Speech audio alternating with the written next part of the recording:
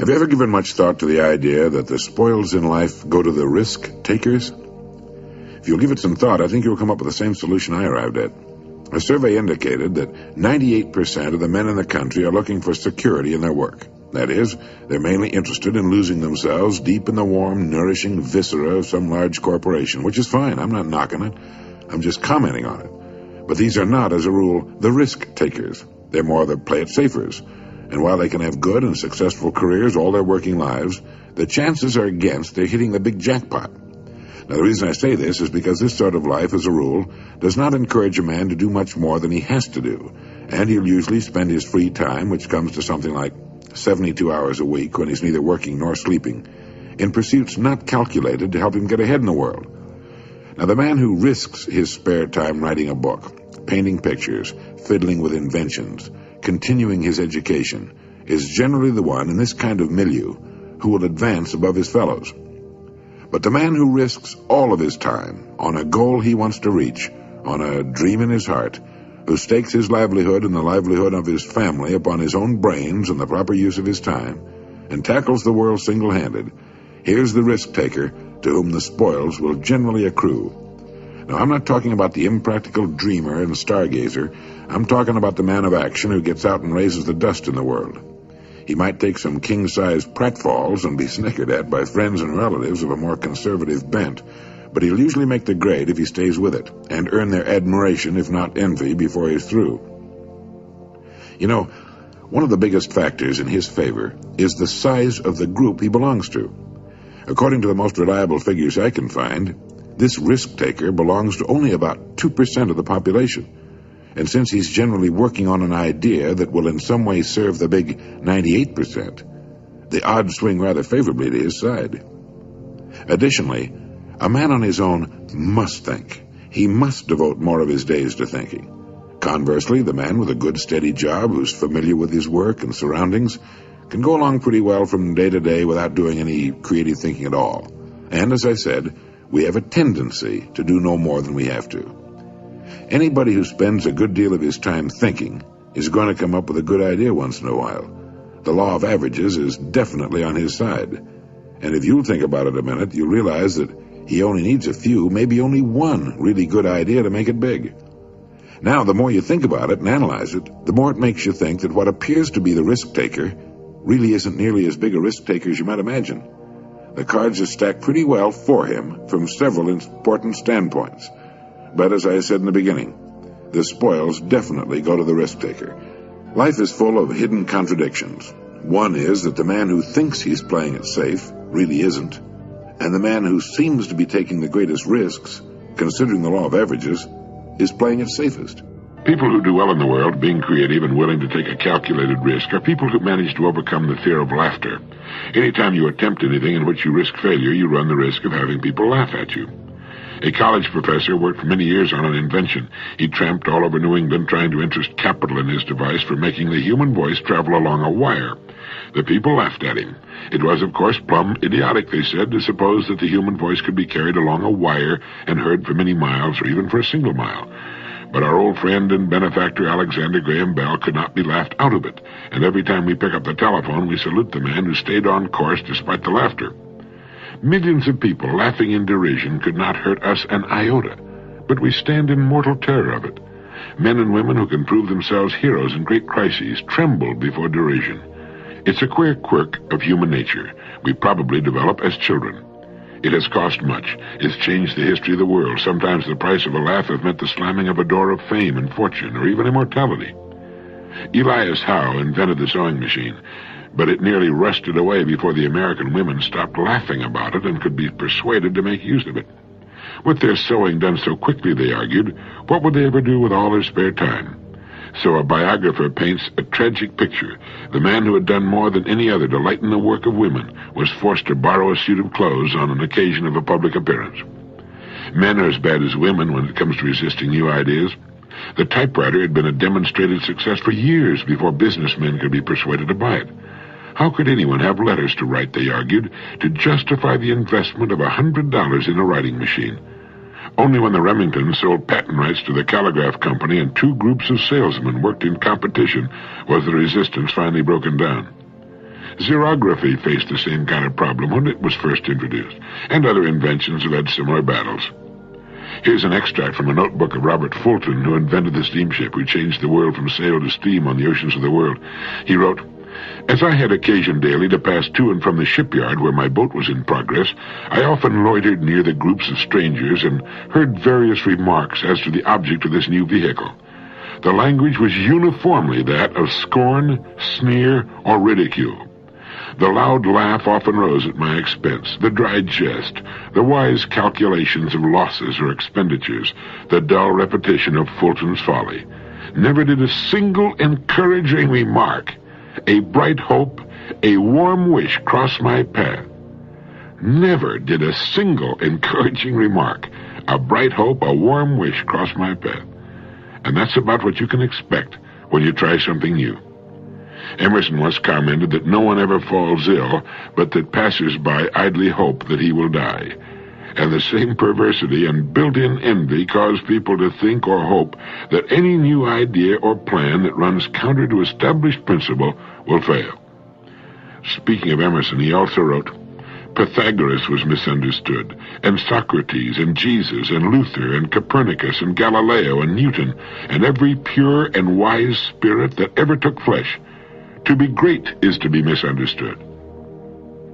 You know, we tend to forget that the greatest people, the greatest writers, the greatest teachers, were for the most part in violent disagreement with their times and the way things were being done. We seem to have become so flabby in our acceptance of anything that we fail to do anything personally about what we see about it. Norman Cousins has written that the biggest issue of all in the years just ahead is not just the squandering of physical resources, but the squandering of human resources. What constitutes failure? What does a person have to do or not do in order to fail? Herman Melville died in 1891. He wrote the book Moby Dick, the whaling epic, with its tremendous metaphysical concept of evil, at the age of 30. The book was published in 1851, sold a few copies, and then was promptly forgotten except by the limited connoisseurs of creative writing. Melville lived 40 years beyond publication of Moby Dick. He considered himself and his book a failure, and from a publisher's point of view, Melville was right. Of his other novels, Billy Budd remained unpublished for 40 years after his death, and like Moby Dick, has since become a literary classic. Today, sales of Melville's works run into the millions, but there is no retroactive compensation for the author's troubled soul or shoddy purse. So what is failure? Failure does not come to a person because he is not recognized by the multitudes during his lifetime or ever. Our success or failure has nothing to do with the opinions of others. It has only to do with our own opinion of ourselves and what we're doing. The only person that can be called a failure is that person who tries to succeed at nothing. Success, as far as a person is concerned, does not lie in achievement. It lies in striving, reaching, attempting. Any person who decides upon a course of action he deems to be worthy of him and sets out to accomplish that goal is a success right then and there. Therefore, failure consists not in failing to reach our goals, but rather in not establishing them. Failure consists of not trying, and certainly Melville and all the others who were not recognized until long after their deaths were successful during their lives because of the fact that they strove all of their lives and gave to their work the best that was in them. And for every Melville that we read about, there have been millions of men and women equally successful, of whom we'll never hear. People who didn't write books or try to save the world, but who, in their own quiet way, in their own places, gave to what they had chosen the best that was in them. Melville must have known deep within himself when he finished the last page of Moby Dick that he had not failed, just as each of us knows how much of himself he's giving to what it's been given him, what he has chosen to do. People who play it too safe take the greatest risks. Did you know that? In the long haul, the intelligent risk-takers develop the greatest security. It's the wise person who learns the importance of risk-taking. During World War II, psychologist E. Paul Torrance made a study of United States aces flying in the Pacific Theater of Operations. He reported that the most salient characteristic of the ace was his risk-taking ability. Throughout his life, he had kept testing the limits of his abilities, and the life histories of these men showed that they were highly resistant to accidents, and in combat they suffered fewer casualties than pilots who were inclined to play it safe. Dr. Torrance said, "Living itself is a risky business. If we spent half as much time learning how to take risks as we spend avoiding them, we wouldn't have nearly so much to fear in life." In all walks of life, the most successful people are the risk-takers. Now, by that I mean they risk believing in their own ideas, striking out toward their own goals, standing up for what they believe to be right. They take the risk of being different when they believe in something. Now, this has a tendency to make the going a little tougher for a while, but they almost always wind up ahead of the game eventually.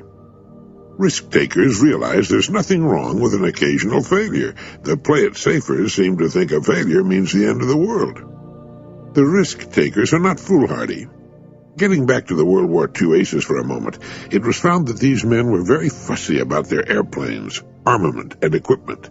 They were painstaking in preparation, highly disciplined in following instructions and what they'd been taught.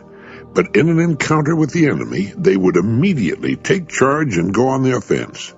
The best defense is often a good offense.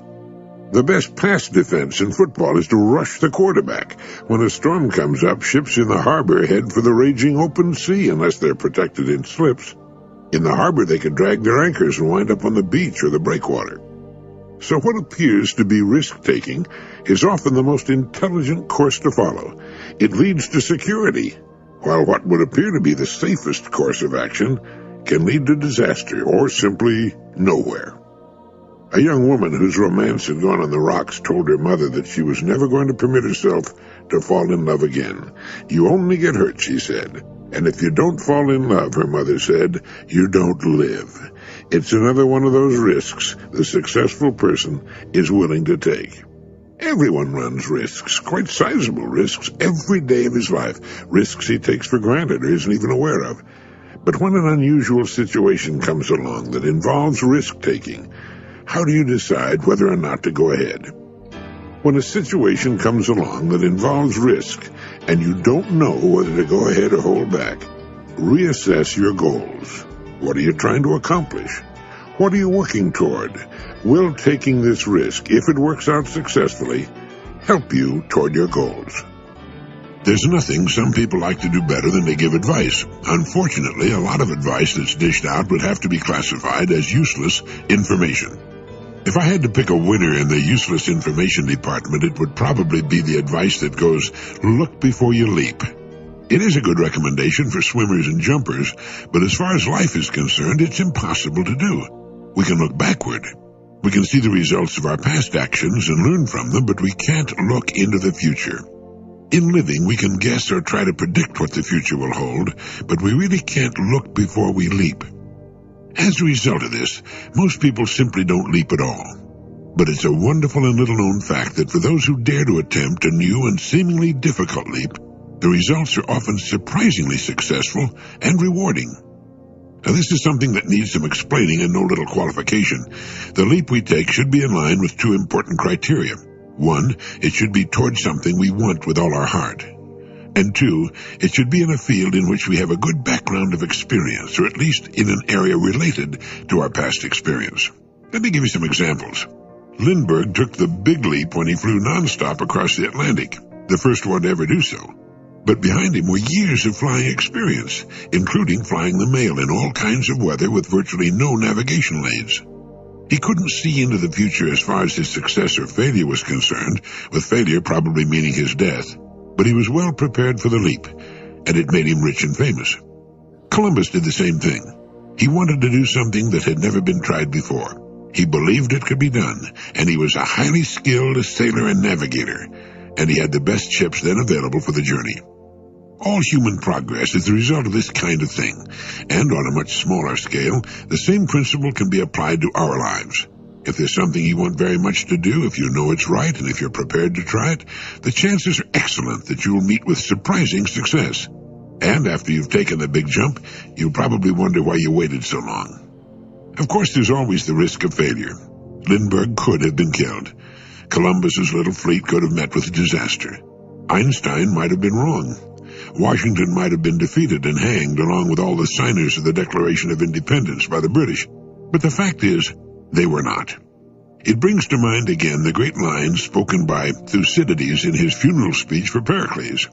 The secret of happiness is freedom, and the secret of freedom, courage. You'll never get elected unless you expose yourself to defeat. You'll never make it to second base if you try to keep one foot on first. You'll never achieve the dream in your heart unless you take the big jump and are willing to risk everything, even failure, on the attempt. If it's what's right for you and you've prepared yourself as best you can for the attempt, the chances are excellent that you'll meet with success. As Lincoln put it, let us have faith that right makes might, and in that faith, let us to the end dare to do our duty as we understand it. No, you can't look before you leap, but you can leap. Dr. Joyce Brothers has some good advice for the fearful. She points out that everyone is familiar with fear. Normal fear protects us and provides a warning signal indicating the presence of danger. A totally fearless person is probably not too intelligent and can look forward to a very short life. But when fear is inappropriate, it can stand in the way of progress and success. It can destroy love, create failure on the job, and interfere with our ability to relate well to others. Innovation and creativity involve risk, Dr. Brothers goes on to say. The person who's afraid to take chances, who's afraid of failure, is standing in the way of his progress. In fact, an emotionally healthy person needs challenge in life. Studies show that people who are cautious in the extreme, who are afraid to take risks even when the odds are in their favor, tend to be afraid of life itself, which of course is also a gamble. Such persons are not likely to succeed in business or anything else. So Dr. Brothers suggests that such people practice failure. How liberating it would be for the average person to be able to walk into a room, trip over a wastebasket, have all the people in the office laugh, and then be able to laugh with them. In fact, Dr. Brothers suggests that fearful people deliberately do such things to discover that an occasional failure is no disgrace, but rather a perfectly normal part of living. I remember when I was just starting out in radio, I managed to get the part of Sky King, the lead in the famous children's radio program of that name, and I'd often be asked to make public appearances for school children. One day I flew up to Michigan to greet and sign autographs for several hundred children allowed out of school for the event. I flew there in a small two-seater airplane. I was dressed in my cowboy costume, from the hat to the cowboy boots, gun belt, the works. As I was trying to climb out of the airplane cockpit in my unaccustomed costume, while the hundreds of children watched and waited nearby, I caught my heel on the cockpit coaming and fell full length on the wing. Then I did a slow roll off the trailing edge of the wing to the ground. My guns fell out, my hat rolled away, and a death-like silence fell on the children. There was their hero, sprawled on the grass. He couldn't even get out of an airplane. Well, I picked up my guns, put my hat back on, and with a sheepish grin from ear to ear walked to the waiting children. We all had a good laugh about it, and I signed the autographs, and all went surprisingly well. And as I flew back to Chicago, I thought about how often children fall, and that they could easily empathize with me. Don't lose your sense of humor, and remember that even though they may laugh, people are kinder and more forgiving than we generally give them credit for being. Risks and pratfalls are a part of life. So is an occasional failure in other ways.